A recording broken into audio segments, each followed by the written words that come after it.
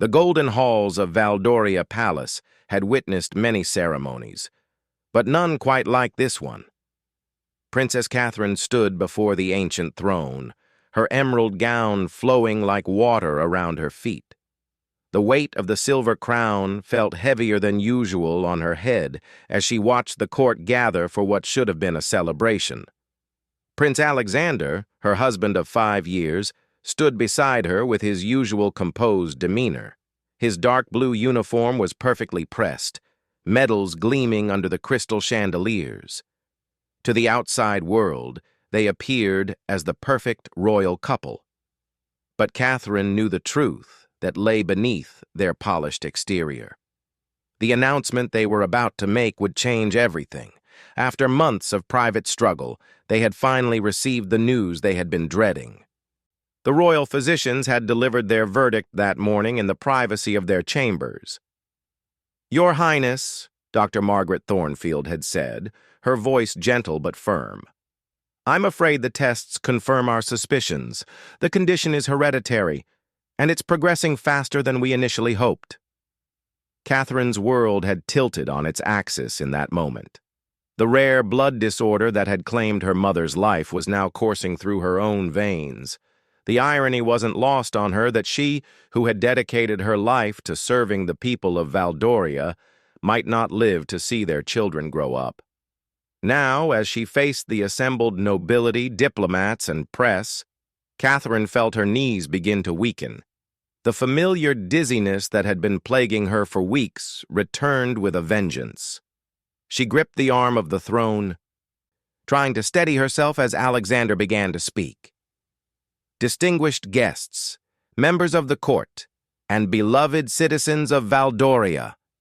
Alexander's voice rang clear and strong through the throne room. "We have gathered you here today to share important news about the future of our kingdom."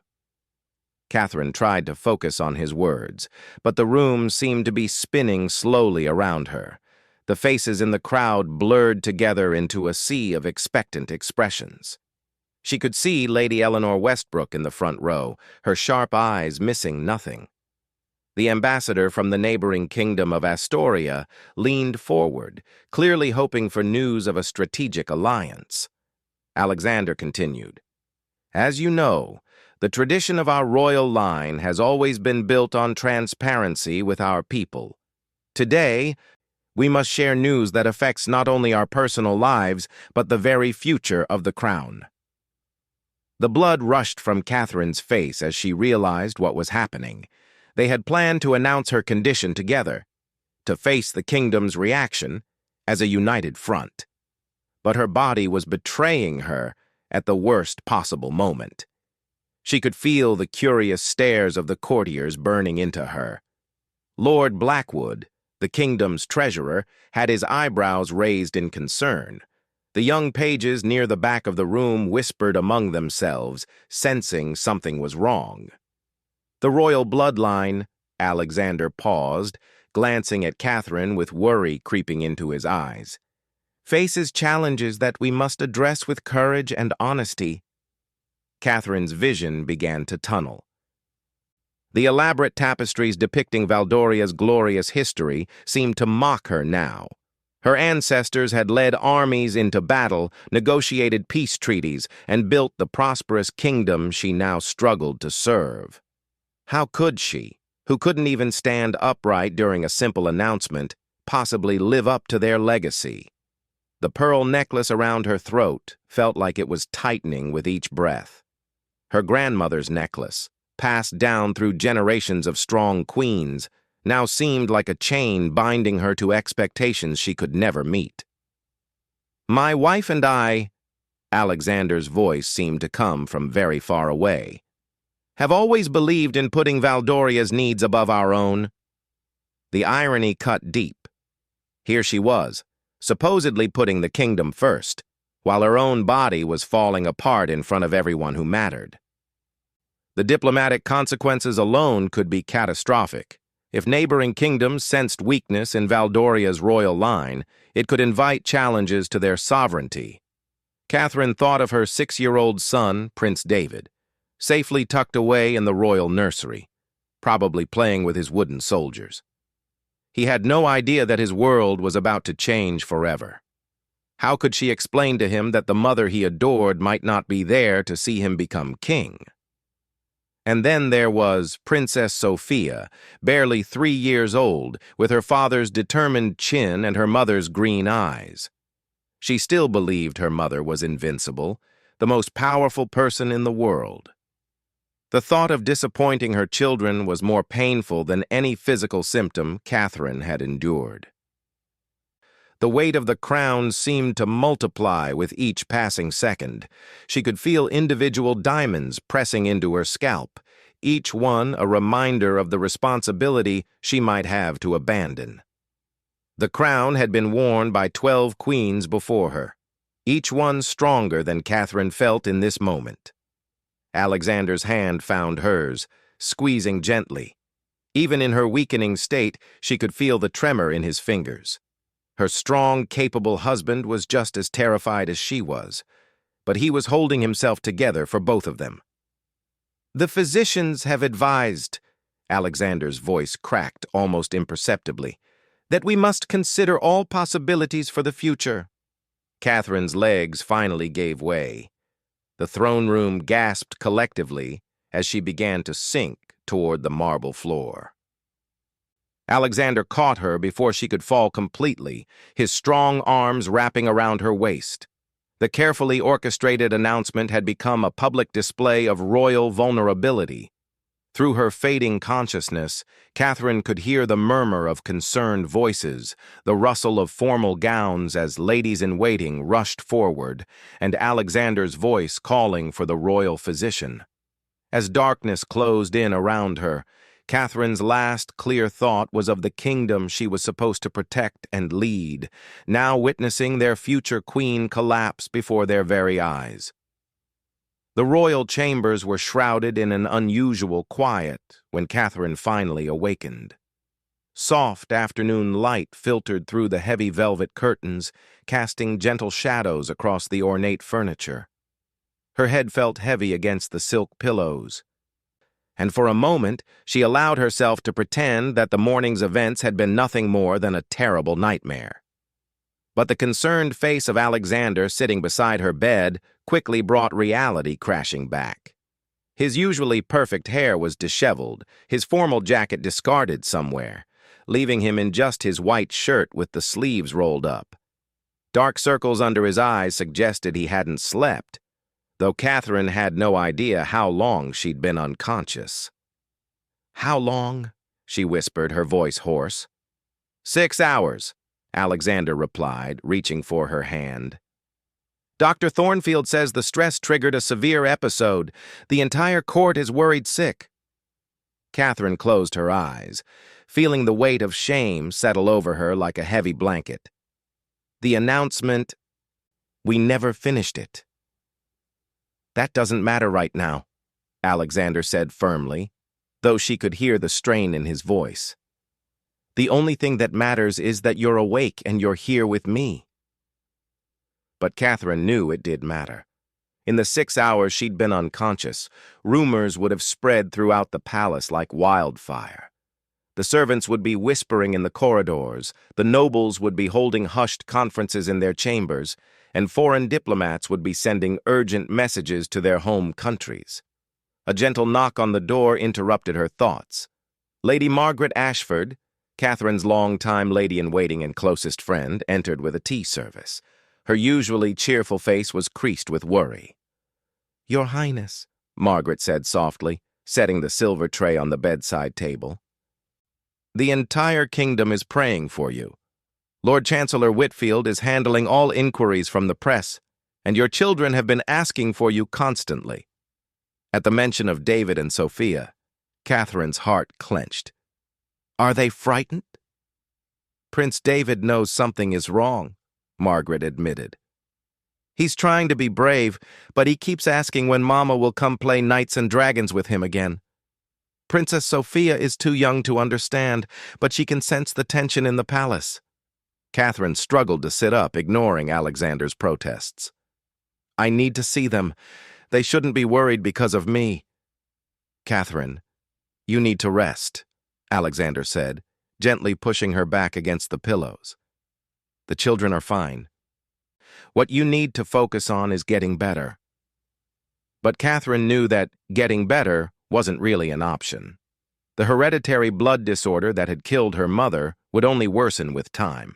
She had perhaps 5 years if she was lucky, maybe less if the disease progressed as aggressively as it had in her mother's case. Dr. Thornfield entered the room, her medical bag in hand, and her expression carefully neutral. She was a woman in her 50s who had served the royal family for over 2 decades, and Catherine trusted her completely. "How are you feeling, Your Highness?" Dr. Thornfield asked, approaching the bed with professional calm. "Like I've disappointed an entire kingdom," Catherine replied honestly. "Your collapse was not a failure of character," the doctor said firmly. "It was a medical emergency, and anyone in your condition would have experienced the same thing. The stress of keeping such a significant diagnosis private while maintaining your royal duties would overwhelm anyone." Alexander squeezed Catherine's hand tighter. "We need to tell the people the truth.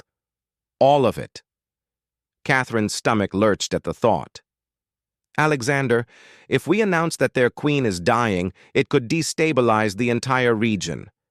King Marcus of Astoria has been looking for any excuse to challenge our southern borders. This could be the weakness he's been waiting for." "Then we'll deal with that when it comes," Alexander replied.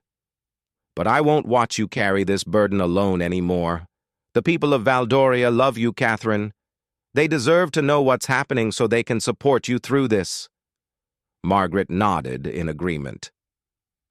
"His Highness is right. The speculation will be worse than the truth. Already there are whispers that you might be expecting another child, that you've had a nervous breakdown, or that there's trouble in your marriage. The truth, however difficult, will end the rumors." Catherine looked around the room at the 3 people who knew her best. In their faces she saw love, determination, and unwavering loyalty. Perhaps she didn't have to face this battle entirely alone after all. "What about the children?" she asked quietly. "We'll tell them together, in a way they can understand," Alexander said. "David is old enough to know that Mama is sick, but that everyone is working very hard to take care of her. Sophia just needs to know that nothing will change how much we love her." Dr. Thornfield cleared her throat gently.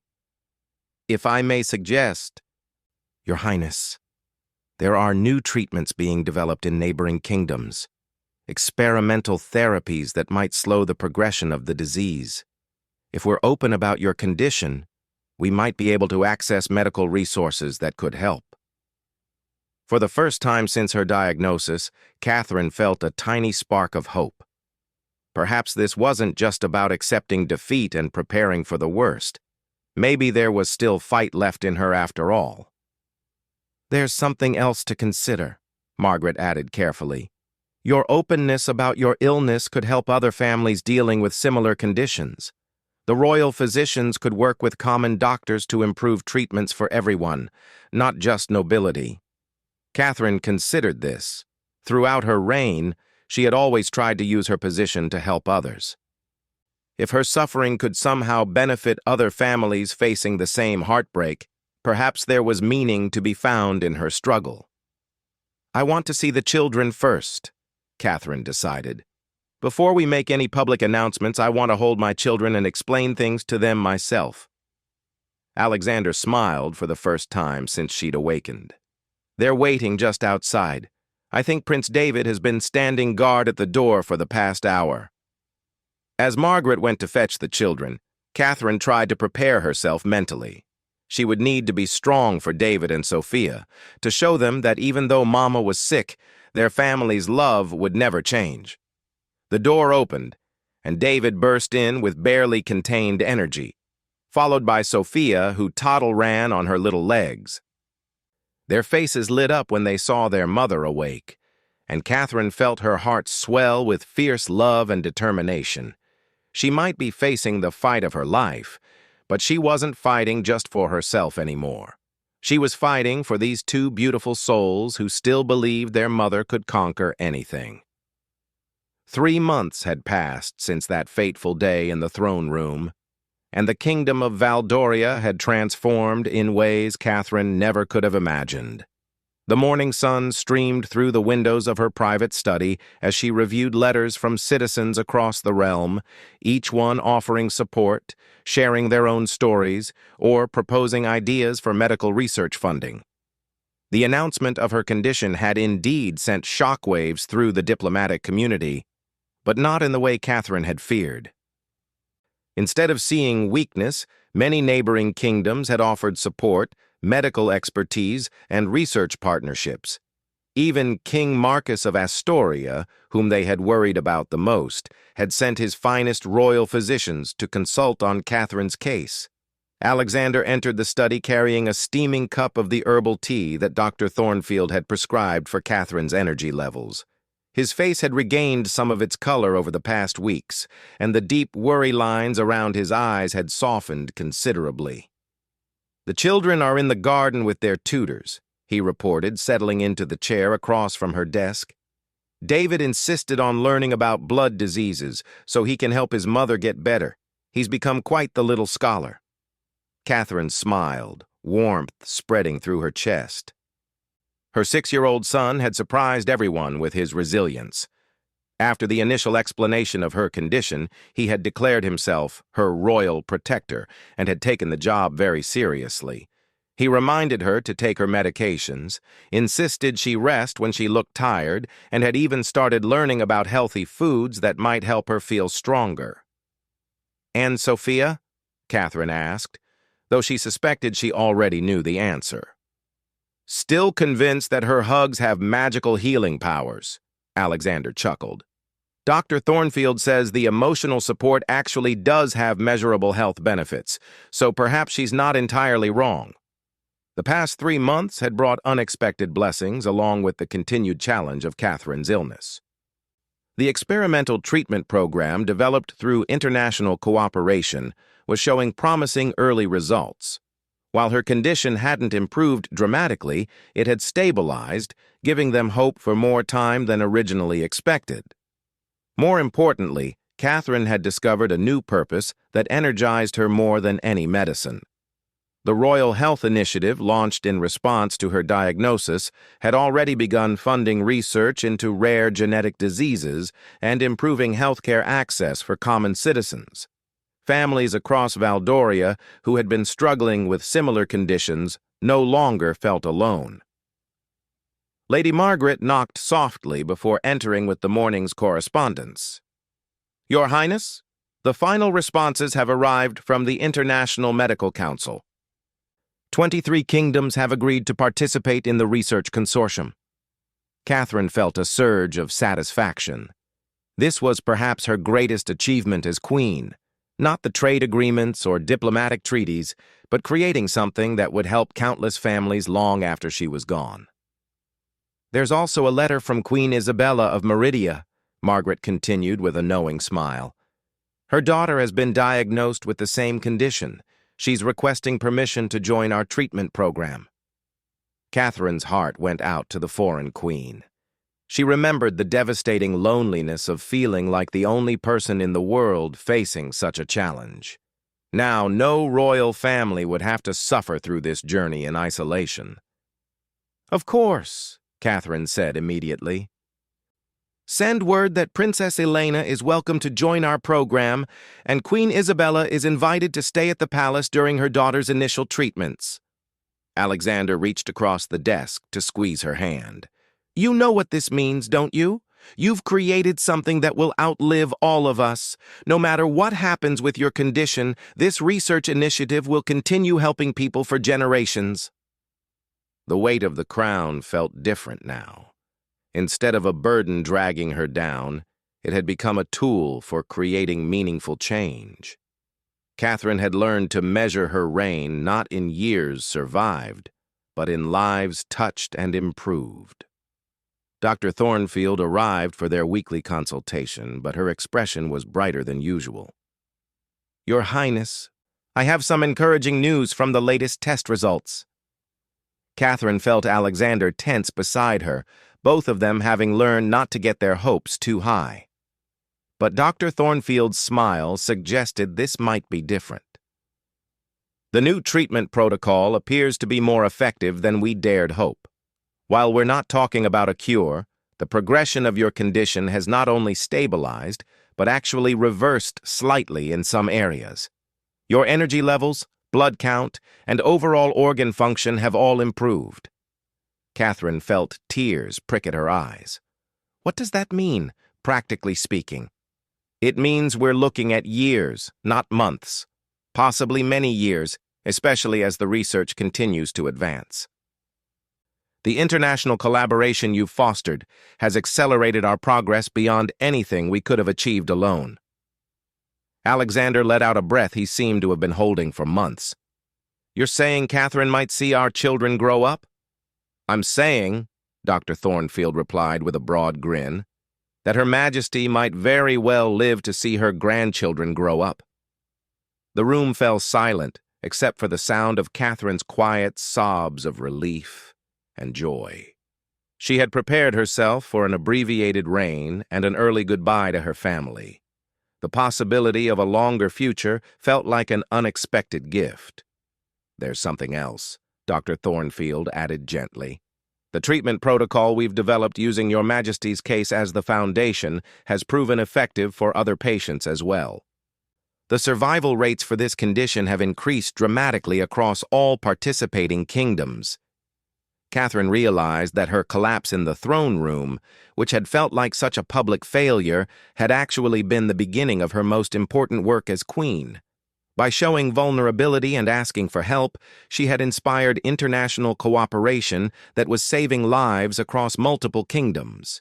A commotion in the garden caught their attention, and they looked out to see David chasing Sophia around the rose bushes while their tutors laughed and tried to redirect the lesson. Both children seemed lighter these days, no longer carrying the heavy worry that had shadowed them for months. They're going to grow up in a world where this disease doesn't have to be a death sentence, Catherine mused, watching her children play. That might be the most important legacy I could leave. Alexander stood and helped her to her feet. Come on, Your Majesty. I believe Prince David mentioned something about teaching you his new sword-fighting techniques, and Princess Sophia has prepared a very important tea party for this afternoon. Catherine adjusted the lighter crown she now wore for daily activities. She had retired the heavy ceremonial crown except for state occasions, and felt its familiar weight settle into place. But now it felt different. Not like a burden she carried alone, but like a symbol of the responsibility she shared with her family, her kingdom, and her new international community of allies. Together they walked toward the garden where their children waited, knowing that whatever the future held, they would face it with courage, love, and the support of people who had proven that even in the darkest moments, hope could flourish.